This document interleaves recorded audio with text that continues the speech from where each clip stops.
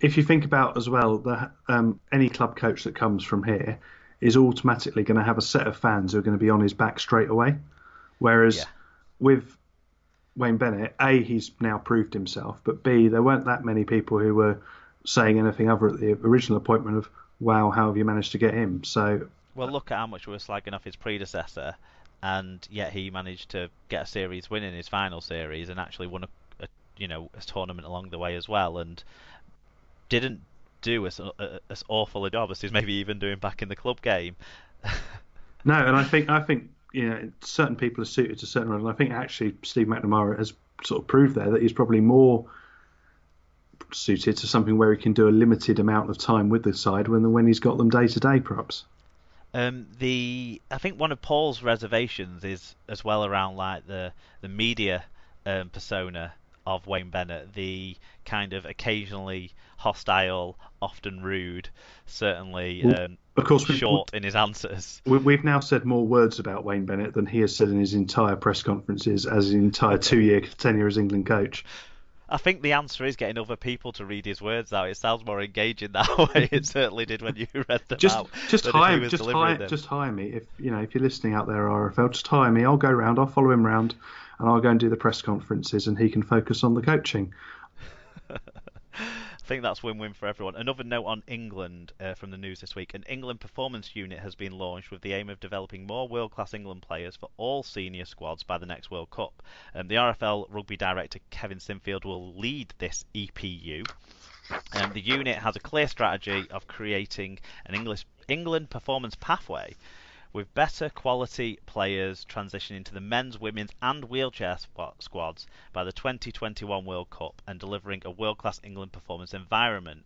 Hopefully, we'll take home all three trophies that way. Sinfield will be supported by a number of performance unit staff, including the Pathways coaches Paul Anderson, who we mentioned before in the England night setup, Paul Sculthorpe, National Programmes Manager Dave Elliott, Human Performance Lead Chris Black, and Head of Operations Jane Phillips. So they've put something in place for a long-term strategy there in the international game, which seems to me like a sensible idea. It does seem sensible. It also sort of does slightly beg the question of did they not do this already? Was this? It's the kind of thing you think that would already exist, but clearly it's not. Or they've decided to rebrand what was already there. We had the elite player program or elite training squad or that sort of thing. I think this is now looking at the level below that again to get it going from maybe, and I think the focus on the women's and the wheelchair squads would be interesting in this because the focus on the men's squads is pretty much covered off by professional clubs like Wigan and Saints and Castleford and Leeds and teams like that having good academy structures and sending people over to Wales to increase their education there. So it's the wheelchair and women's squads that I'm interested in seeing how this can develop those players because we were quite a bit behind in the women's World Cup. Not that we didn't have talented women out there, talented and skillful players. It's just we did not have the same sort of depth. No, and yeah, and I think with the Women's Super League as well, that'll definitely help grow that. Yep. On to some club news now.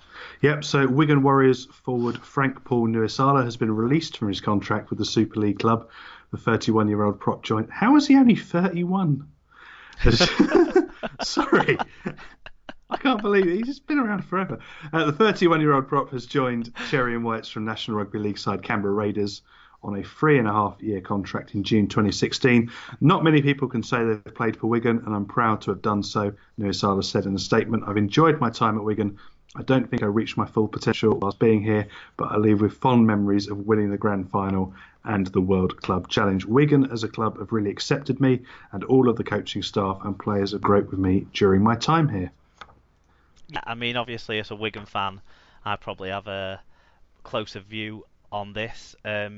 He pretty much did kind of what we expected him to do in the first stint in the back end of that 2016 season, and he won a grand final. He was an important player in that running, although not necessarily the powerful wrecking ball we were ready to expect. So everyone thought after off season and all of that, he's going to be an absolute dominant force in Super League. He played every single game in 2017, and he was not a dominant force in every single game of last year's Super League season.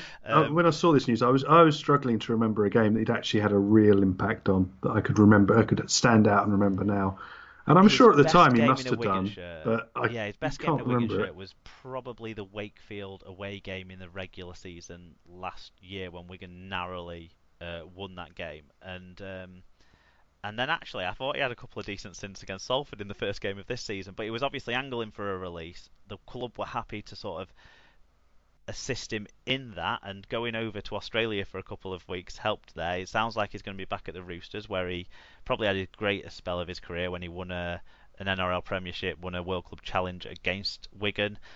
So, good luck. I've got nothing bad to say about the bloke in terms of who he is and what he's like off the field. His family had decided not to come back to the country, so that would have made it a harder year for him to be the same personality that he had been over the previous 18 months. So I think it's the right decision for all parties, and we can move on. There we go. And we'll move on to potentially the person who's going to take up his salary cap space at Wigan Warriors, because Castleford Tigers have dismissed fullback Zach Hardacre after he tested positive for cocaine in the lead-up to October's Super League Grand Final. The Tigers suspended the 26-year-old England international prior to the defeat by Leeds at Old Trafford, but his failed test followed a previous game against Leeds on the 8th of September. He could yet face a 2-year ban. The Castleford club said they will comment on the matter further when the UK anti-doping conclude their case. Craig Cathcart at Original Mr. C, who I think is someone you might know. Yes, he does the Bears Necessities podcast and is regular down at Coventry. He said, I would like your views on the issues of players like Hardacre being banned for up to 2 years for recreational drug use. Yes, he's a role model, but is help and support the answer instead of a ban. And Alan Cale, who everyone will hear from next week, at Shoddy and Mungo, said, don't think Cass really had a choice. I can see why Wigan might take a chance, but the guy is forever tarnished for me, and I wouldn't want him anywhere near a team I support. So, two slightly different views there. Do you have a view? Yeah, I think I kind of feel, again, I slightly feel sorry for him, but equally there's part of me that says, how many chances does one player get? Because, he's done various misdemeanors. I mean, you could probably do a whole podcast just on, and he's clearly, he's a character. I don't want to say character flaw, but there's something about him that has that streak. Yeah, next time he messes up, we're going to have a Zach Hardacre special, emergency podcast episode to run through all his indiscretions. But that's the. And so how many chances he cannot say at his age, and being around the game for as long as he cannot say he didn't know that was a bad idea. He can't say that he didn't think it was going to be picked up, because he must have done however many thousands of drug tests in his career, and. It is hard to feel too much sympathy for him. Equally, I don't think we should just be saying, right, that's it, you're out, we don't want to hear from you again. I think there should be some sort of welfare put in for him, so making sure that he is okay, he has found something to do in that time, and making sure that he's got a life, prepared for when he's finished finally playing. These rumours to Wigan are interesting, though. What do you make on those? Well, I mean, he's an absolutely outstanding rugby league player. I don't think there's any question about that. He's won the Man of Steel. He was instrumental in Castleford's performances last year. He just lets himself down with so many things that it's hard to think that he's not going to do so again. So I hope Wigan don't put too much money in his pockets before he lets us down. But I would love to have him in the side if that was a possibility, because we're not necessarily short of fullbacks, but we are short of centres, and is also a top draw centre, not just a top draw fullback. So I think that's where I'd see him play if there was any way of him playing in the near future, which I can't see happening. I can't see how he won't get a 2-year ban, or at least a lengthy ban, if there's any mitigation around his own personal circumstances that would allow that to be reduced from the standard 2-year ban. I still don't expect it to be, the Ben Barber out of competition, NRL rules, not anti-doping rules, 12-week ban that people seem to think might happen. That is utter nonsense, and people need to get that out of their heads, I think, because this was an in-competition test. It's a banned substance for in-competition use. People say it's not performance enhancing, but there must be something. Well, they were saying on I think it was on TalkSport the other day, that it can mask pain, therefore it does have a beneficial effect on your I think performance. it can also obviously, it's a stimulant, Yeah. so it might be able to get someone over their nerves or anxieties, or even though it'll create them more in the long run after they've come down. There's things it can do to help people prepare or to help people relax that obviously um, the World Anti-Doping think is a reason for it to be banned from in competition use. Um, I, I'd have him. I'd have him at Wigan, but I wouldn't want us to put too much money in his pockets before we know the outcome of all of this. It's He also needs help and an support, interesting question but as well, everyone needs help and support. Go on. because one of the things you can with the production line at Wigan and the youth system, what's to say that in 2 years' time, or 2 seasons' time, once his ban's concluded, there might well be 1, 2, 3 centres come off the production line ready to go that he would then be taking the place of. So would you prefer to see that point? We'll need a fullback by then, though. That's the thing. That's also true. So it's an interesting thing.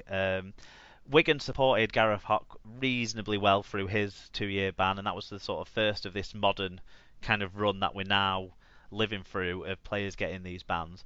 And I'm not sure that it's necessarily a bad club for him to be around. I certainly think moving over to the Lancashire side of the Pennines might help him as well, because he still can stay connected to the good influences in his life in West Yorkshire, but maybe separate himself on a day-to-day basis from the people that are helping him make these terrible decisions that he's made consistently in the last 5 years. So it'll be interesting to see, for sure.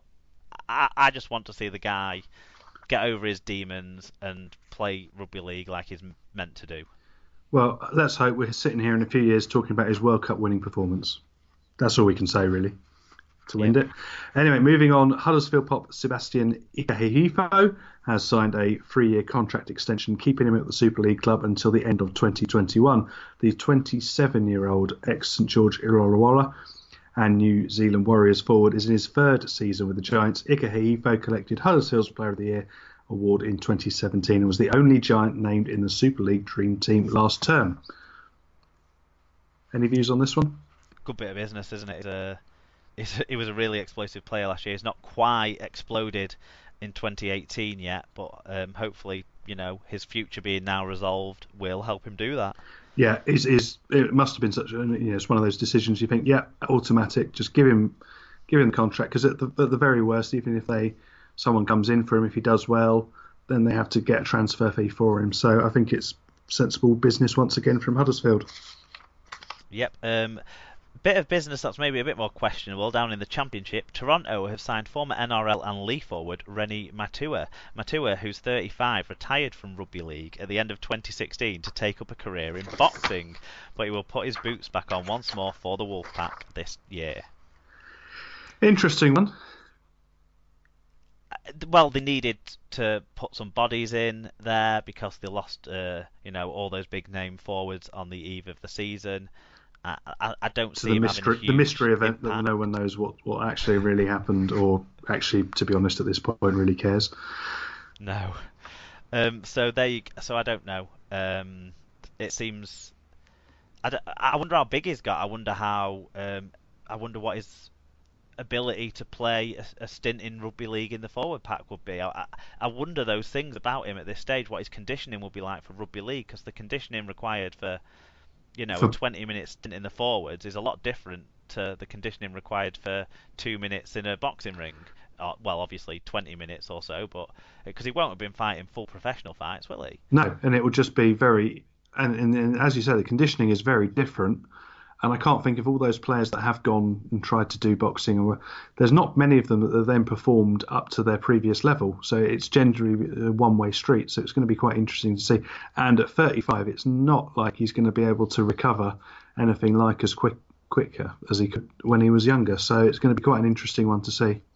He does come back. I don't expect him to play a lot of games or a lot of minutes, but he does bring experience and he does bring a certain skill set to that forward pack. Bradford Bulls have completed the signing of hooker George Flanagan on a 2-year deal. The 29-year-old was part of the Bradford Academy and is now returned to the club after the Bulls paid Hunslet compensation for his services. He was the captain at Hunslet there, so he's moved on. And just a final League One story that I'll pop in as well. Oldham have signed outside back Joe Martin from Siddle on a one-year deal. The 22-year-old's decision to join the Ruffians for 2018 follows similar moves from